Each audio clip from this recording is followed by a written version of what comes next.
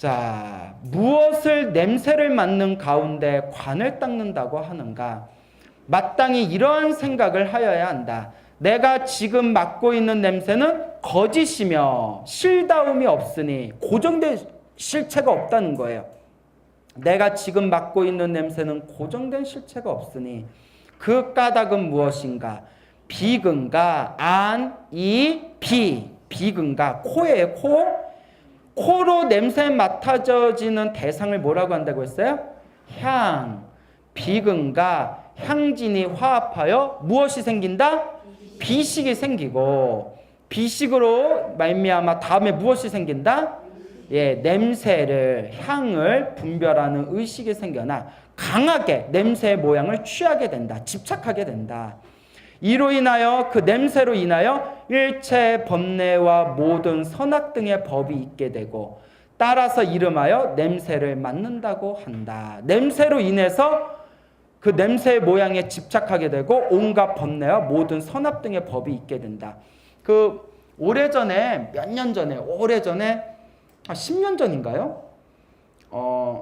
10년도 더 됐죠. 20년 전인가? 꽤 오래됐을 거예요. 아주 그 유명한 베스트셀러 중에서 향수라는 책이 있었어요. 향수. 그게 영화로도 만들어졌거든요. 혹시 보셨나요? 예, 향수라고 영화도 아주 재밌게 봤는데, 근데 그 내용이 뭐냐면 절대 비각을 타고난 사람이 있어요. 절대 미각이 아니라 비각. 세상의 모든 냄새를 다 분석할 줄 아는 거예요. 그 세상의 모든 냄새를 분석해서, 그 절대 미각하면 대장금 나오잖아요. 어린 대장금이 뭘 이렇게 먹었더니 여기에 뭘 넣었냐, 그러니까 홍시 맛이 나옵니다 하니까 깜짝 놀라면서 상궁들이 네가 어찌 여기에 홍시 맛이 나는 걸 안단 말이냐 뭐 이랬더니 어린 대장금이 뭐 훌쩍훌쩍거리면서 제가 맛을 봤는데 홍시 맛이 나서 홍시 맛이 난다 하였는데 어찌하여 홍시 맛이 난다 하오니 제가 뭐하라 해야겠습니까? 뭐 이런 게 쭉 나오잖아요. 그런 절대 미각이 있듯이 절대 비각, 또 이런 얘기하면 와, 저슨 드라마 겁나 본다 이럴까봐. 아니에요. 저 드라마 볼 시간 없어요. 가끔 이렇게 베스트 장면 있잖아요.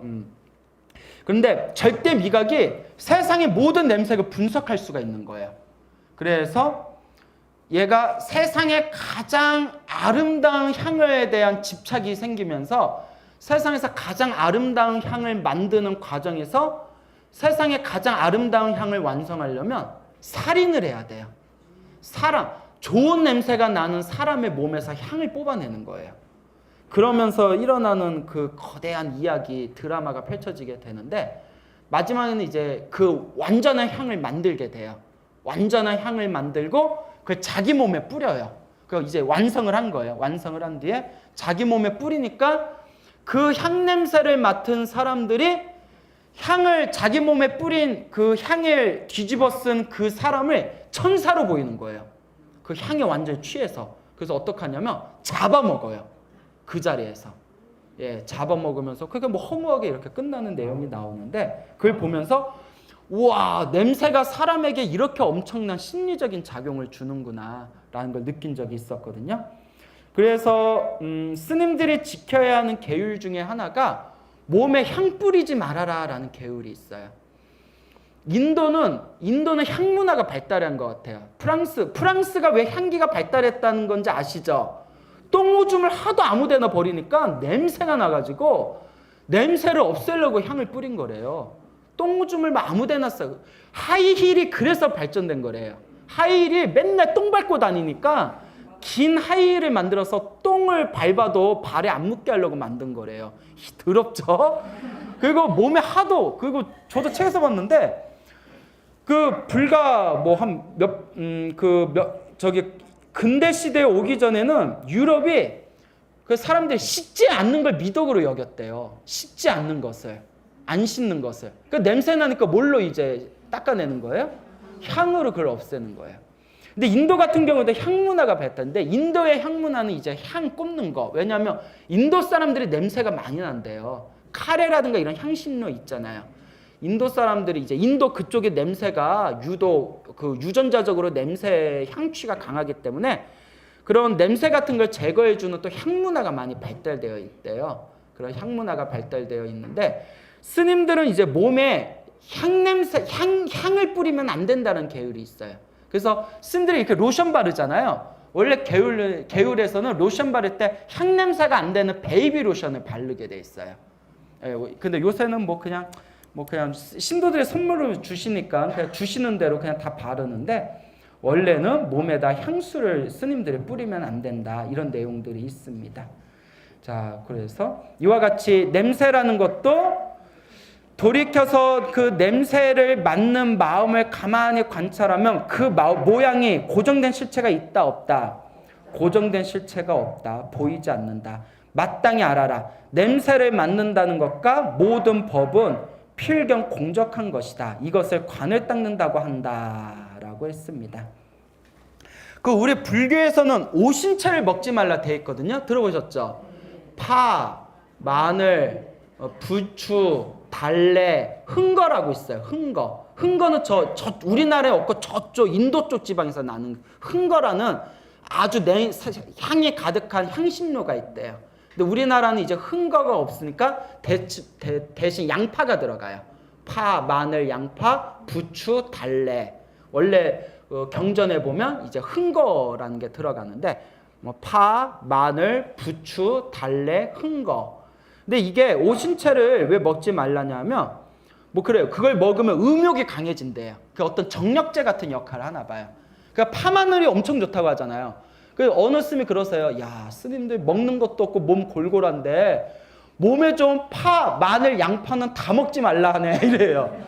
파, 마늘, 양파가 몸에 엄청 좋다고 하잖아요. 근데 이제 그리고 먹으면 막 음욕이 일어나고, 그리고 화를 잘 내게 된대요.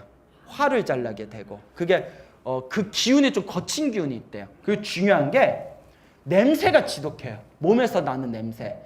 여러분들은 모르겠지만 딱 산에 들어가서 한 달 동안만 오신채를 안 먹으면, 오신채를 먹은 사람, 고기나 오신채를 바로 먹은 사람이 바로 앞에 오면 이렇게 무슨 냄새요? 그러니까 코를 톡톡 쏘는 냄새가 나요. 뭐 홍어 냄새 같은 거 있죠. 그거 경험해봤나? 저도 막 이렇게 저기 산에서 수도하면서 막 200일기도 하고 저기 선원에서 참선 공부하고 할 때는 오신채 이런 게 다 금지되어 있잖아요. 그 외부에 등산객이나 이런 사람들 오면 코가 썩어요, 썩어. 그걸 경험을 해야 하는데 그 냄새가 확 느껴요. 예민하고 예민하지 않고가 아니라 그냥 그게 느껴요. 그래서 썩는 냄새가 납니다. 코가 막 이렇게 찌르는데, 근데 재밌는 게 있어요. 몸이, 내장이, 장이 건강하신 분들은 많이 드셔도 그 냄새가 금방 사라져요. 양치질하고 몸에 이렇게 비누칠해서 깨끗하게 씻으면 냄새가 금방 사라지는데, 장이 안 좋으신 분들은 오래 가요. 그 향취가, 냄새가. 그래서 이래서 오신채를 먹지 말라고 하는구나. 그래서 그런 것들도 확실히 있습니다. 그래서 이 냄새라는 부분이.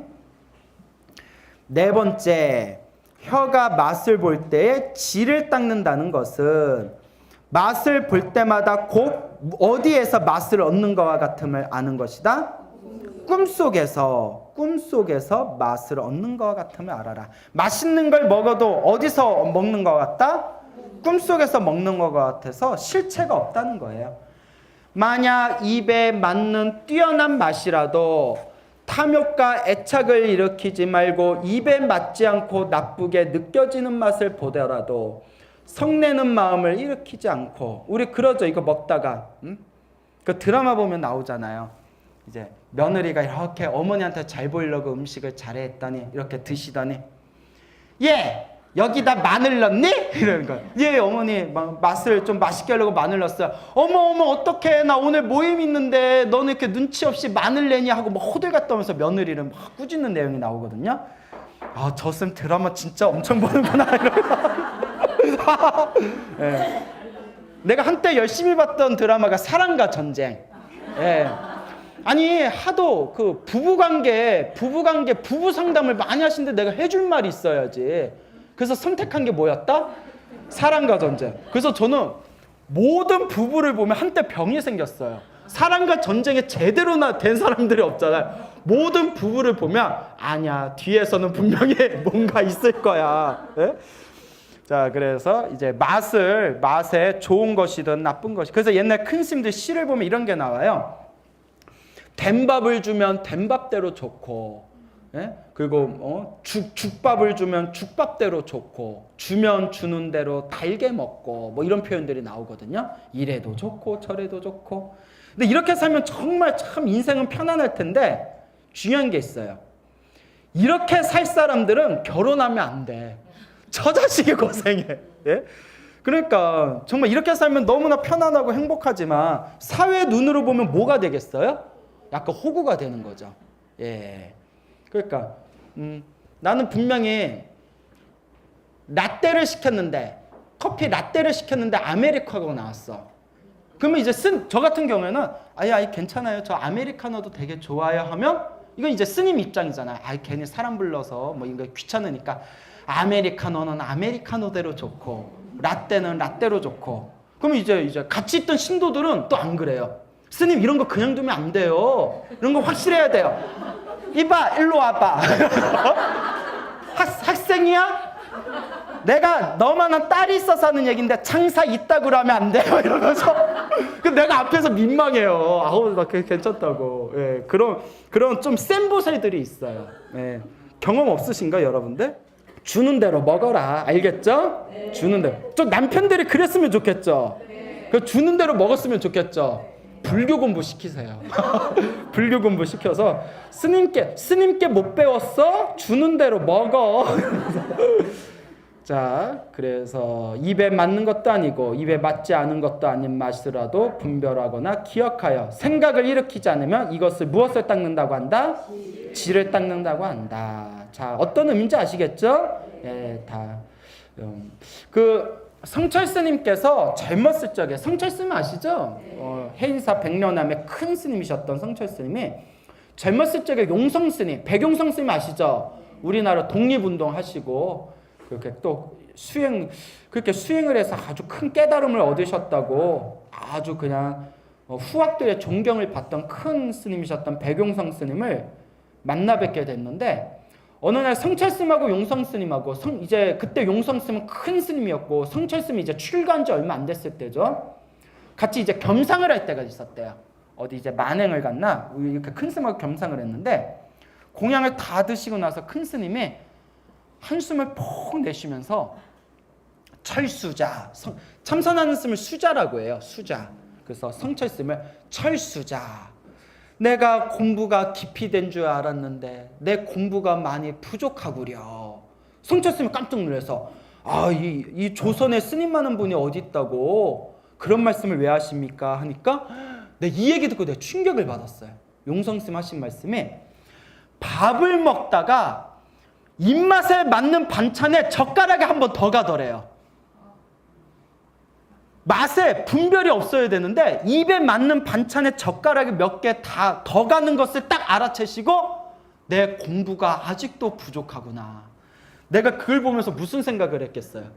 난 죽어야 되나? 난 머리 기르고 나는 사회로 돌아가야겠다. 야, 예? 야 세상에. 밥 먹는데 입맛에 맞는 거 젓가락이 몇 번 더 갔다고 스스로 내 공부가 참 부족하구려. 성철 스님이 그 얘기를 여러 번 하셨대요. 야, 정말 큰 스님이셨다. 자, 대단하죠? 그래요. 근데 또 세상 사람들 다 이러면 안 될 것 같아요. 식당 당 망하잖아. 그렇죠? 예? 식당도 먹고 살아야지. 하여튼 너무 맛에 뭐 하지 말아라?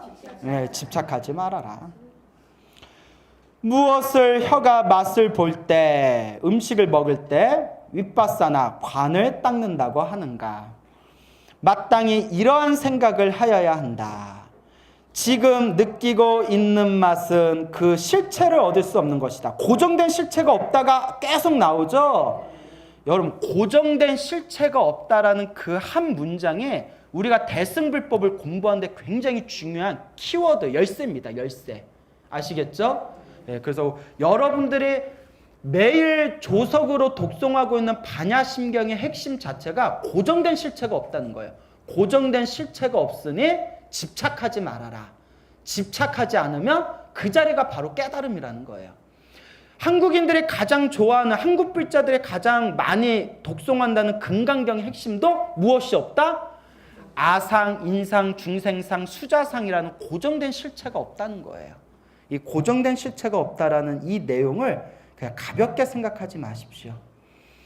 무슨 까닭인가 안팎에 안으로 밖으로 6가지 맛음, 6가지 맛이 뭐예요? 육미네요. 쓰고 시고 달고 맵고 짜고 싱거운 맛은 그 본성 자체가 그 분별이 없으며, 우리가 느끼는 6가지 맛이라는 것도 그 뿌리는, 그 본성은 원래 무엇이 없다?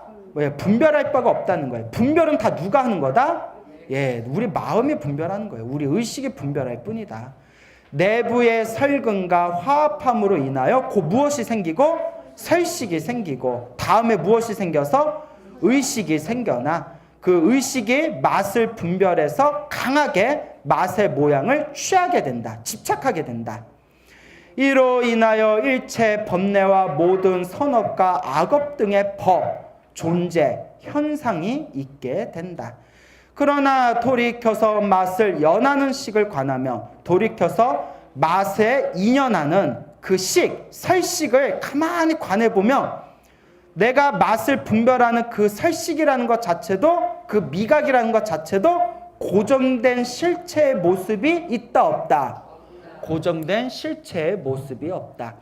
마땅히 알아라. 맛을 느끼는 것과 모든 법은 필경 뭐한 것이다? 공적한 것이다. 이것을 관을 닦는다고 한다.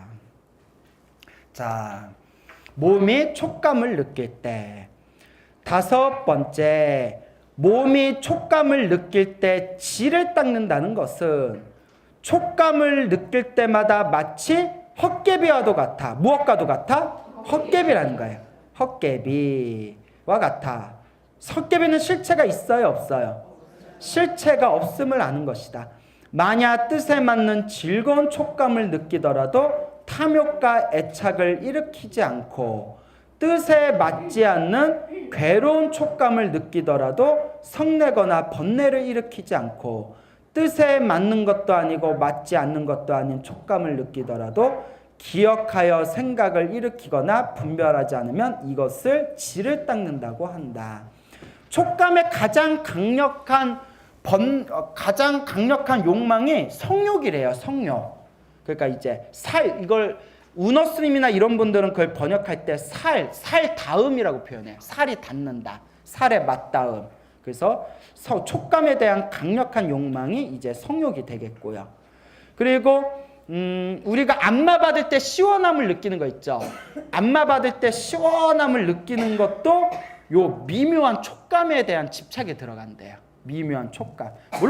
물론 몸 아프면 치료 받으셔야죠. 몸 아프면 이렇게 안마도 받고 치료를 받지만 습관적으로 하는 마사지는 또한 이런 몸뚱아리에 대한 촉감에 집착하는 성향이 있다. 이런 이야기도 있습니다.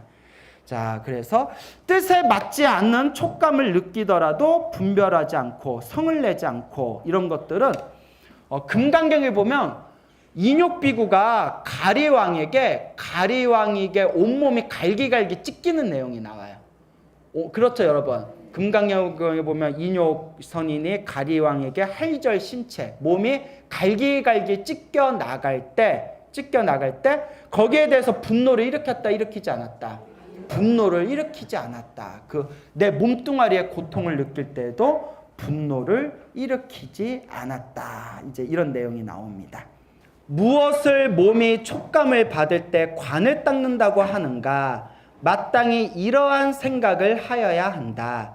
지금 느끼는 가볍고 무겁고 차고 따뜻하고 꺼끌꺼끌하고 미끄럽거나 하는 등의 법을 뭐라고 한다?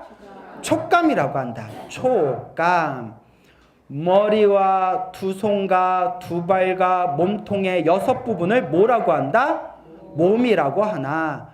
자, 이 몸뚱아리로 촉감을 받는 그 성질은, 몸뚱아리에 촉감을 받는 성질은 거짓되고 임시적인 것이어서 실답다, 실답지 않다. 고정된 실체가 아니다. 인연이 화합하여 신식이 생기고 다음에 의식이 생겨나서 괴롭고 즐거운 등의 모양을 엉념하고 기억하고 생각한다는 거야. 기억하고 생각하고 분별하니 이것을 무엇을 받는다고 한다? 촉감을 받는다고 한다. 그러나 돌이켜서 그 촉감에 인연하는 그 마음을 가만히 관찰해 보면 그 고정된 실체의 모습이 보인다, 보이지 않는다? 보이지 않는다. 마땅히 알아라. 몸이 촉감을 받는다는 것과 그 모든 촉감을 받는 모든 현상은, 존재는 필경 뭐한 것이다? 공적한 것이다. 고정된 실체가 없고 고요하고 적적한 것이다. 이것을 관, 윗바사나를 닦는다고 한다. 돼 있죠? 자, 그래서 촉감에 내 몸뚱아리의 그 느낌에 속지 말아라 라는 느낌이 되겠습니다. 171페이지 6번째, 마음이 법을 아는 가운데 지관을 닦는 모양은, 자 이제 의식이에요. 생각입니다. 생각으로 인지되어지는 모든 대상을 다 뭐라고 한다고 했어요? 법이에요. 법. 그러니까 법을 두 가지 뜻으로 해석한다고 했잖아요. 하나는 진리, 가르침이란 뜻이 있고, 또 하나는 존재 혹은 현상, 존재, 현상. 여기서 마음이 법을 안다 할 때 법은 어떤 뜻으로 쓰인 거예요? 그렇죠. 존재, 현상으로 쓰인 거예요. 생각이 법, 존재, 현상을 아는 가운데, 인식하는 가운데 지관을 닦는 모양, 모습은 다음과 같다. 처음 좌선 가운데에서 지관을 닦는 양상, 모습은 이미 밝힌 것과 같으며, 이미 앞에서 다 얘기했다는 거예요.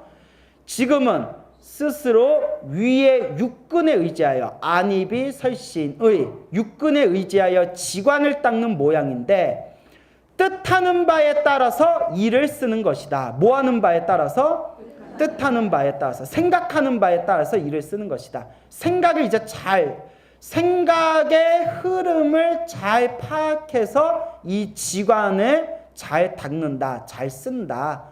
하나하나 위에 5가지의 뜻 가운데 이미 자세히 분별했으니, 그러니까 앞에서 안, 이, 비, 설, 신 5가지의 뜻 가운데 그 의식, 안식으로 인해서 의식으로 분별하고, 이식으로 인해서 의식으로 분별하고, 비식으로 인해서 의식으로 분별하고, 안입이 설신의 5가지가 의식으로 분별하는 거 앞에서 다 설명했죠?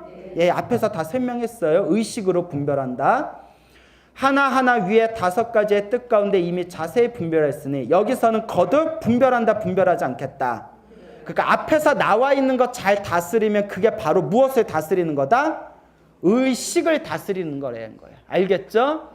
안, 이, 비, 설, 신, 이 5가지를 잘 다스리면 이 의식을 잘 다스리는 것이다.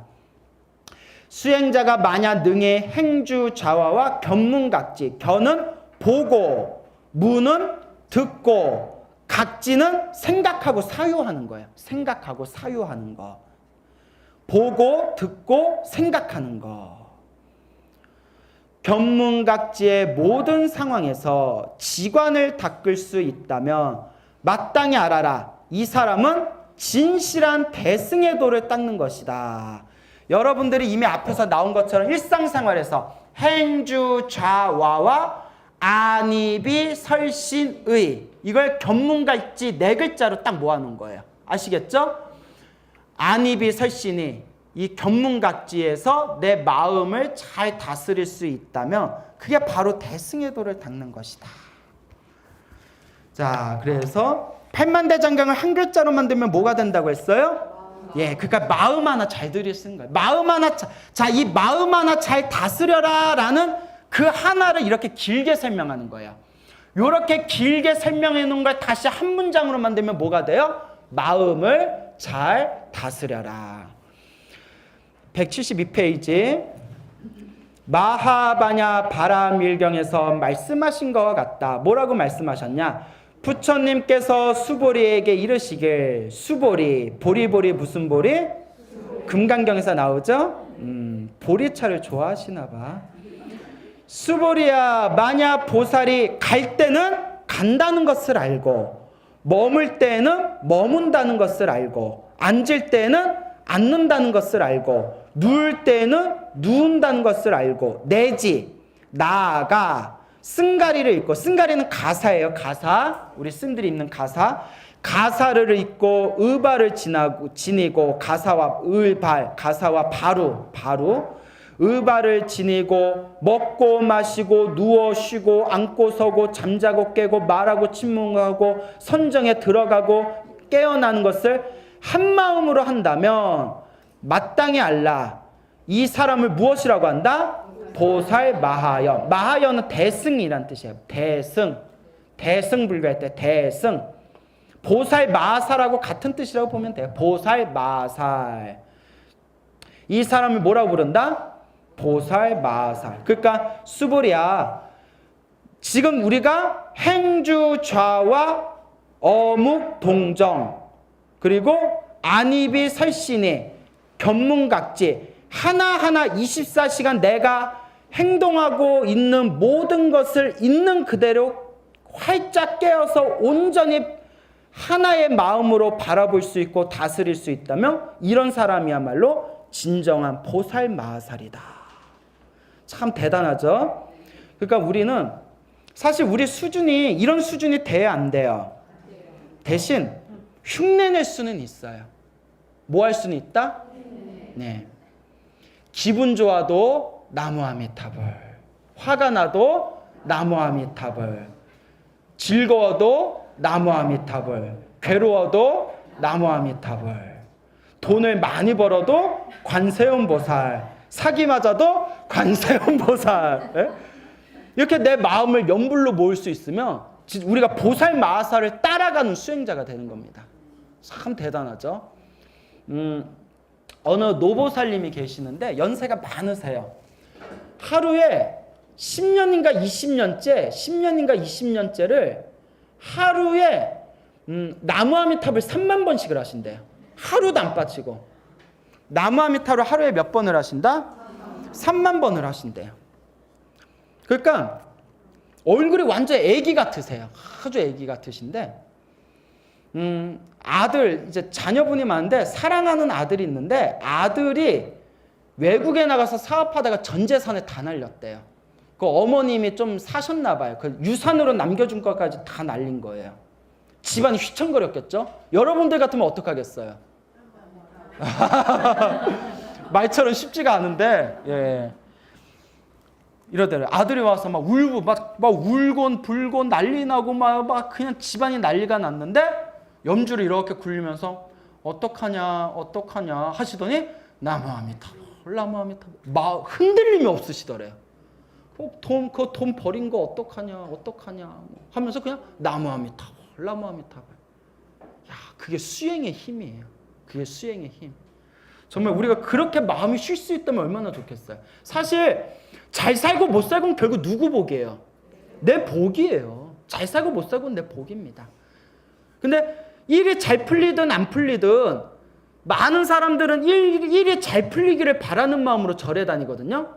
근데 열심히 절에 다녔는데 일이 안 풀려버리면 어우 절에 가도 영험 없어 이런 마음이 다 생기거든요. 근데 진짜 불교는 그게 아니에요. 좋은 일이 생기든 나쁜 일이 생기든 다 누구 업이다? 다 내 업대로 산다. 그리고 좋은 일이 생기든 나쁜 일이 생기든 나무아미타불.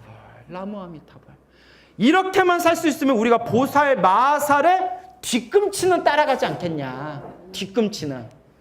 그러니 항상 힘들고 괴롭고 답답할 때 누구를 불러라? 네, 불보살을 불러라. 나무아미타불을 부르든 관세음보살을 부르든 지장보살을 부르든.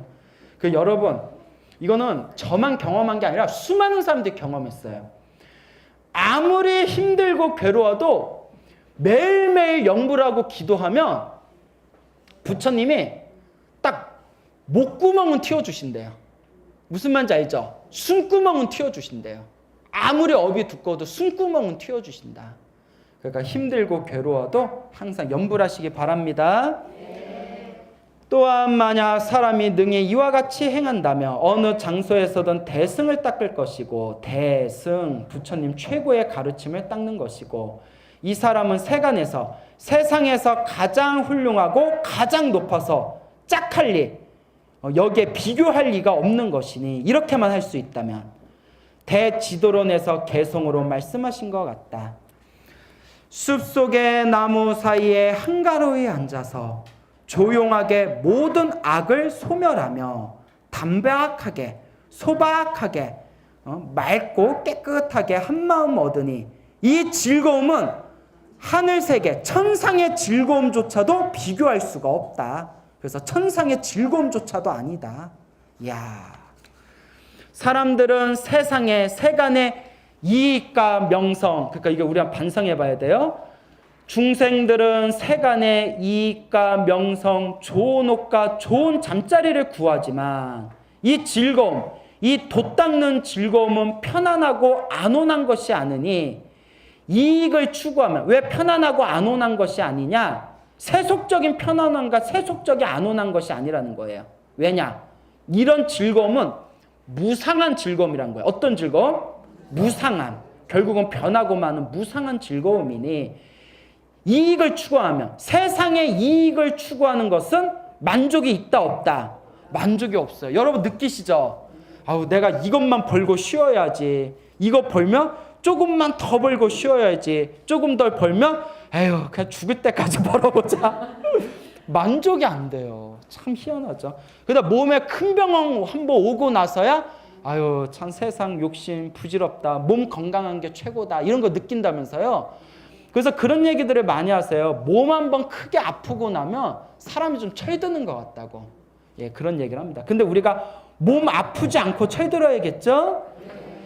누더기로 한가로이 머물며 좋은 옷을 구할 필요 없이 몸을 가릴 수 있고 추위를 이길 수 있는 누더기로 한가로이 머물며 움직이거나 멈춤에 마음이 항상 한결같으며 스스로 지혜의 눈을 밝혀서 모든 법의 실상을 관찰하느니라. 제법 실상, 모든 법의 진실한 모습, 깨달음의 경지예요. 갖가지 법문 가운데, 수많은 법문 가운데 모두가 평등하다라는 관으로서 들어가 지혜를 깨달아 마음이 고요하면 3계, 저번에 3계 설명 들었죠? 욕계, 색계, 무색계, 모든 중생이 살아가는 이 세상에 짝할 사람이 있다 없다? 짝할 사람이 없으리라. 이 세상에서 가장 위대한 존재가 되리라 라는 내용이 되겠습니다. 결론이 이 세상은 돛 닦는 사람이 최고다라는 뜻입니다. 뭐 하는 사람이 최고다? 돛 닦는 사람이 최고다. 그러니까 여러분들 열심히 돛 닦으세요. 예, 오늘 여기서 마치겠습니다.